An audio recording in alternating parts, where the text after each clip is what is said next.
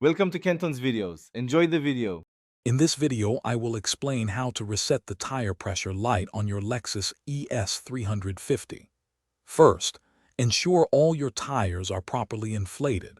Use a reliable gauge to check each tire and adjust them to the manufacturer's recommended pressure, usually found on a sticker inside the driver's side door jamb. Once pressures are correct, you'll need to drive your car. After adjusting your tire pressures, the system needs to relearn.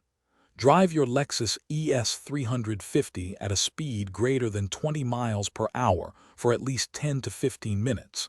This sustained driving allows the tire pressure monitoring system to recalibrate and recognize that the tire pressures are now within the correct range. The light should then turn off automatically. If the tire pressure light remains illuminated after driving, double-check all your tire pressures again. Sometimes a small discrepancy can keep the light on. Also, inspect your tires for any signs of a slow leak or damage. If everything seems correct, a sensor might be faulty, and you may need a professional to diagnose and replace it. Maintaining correct tire pressure is vital for your safety, vehicle performance, and tire longevity. Make it a habit to check your tires regularly.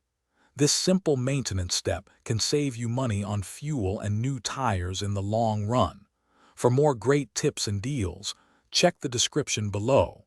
You'll find a link to the new Kindle Paperwhite and other helpful resources there. Thanks for watching. Consider subscribing if we helped you.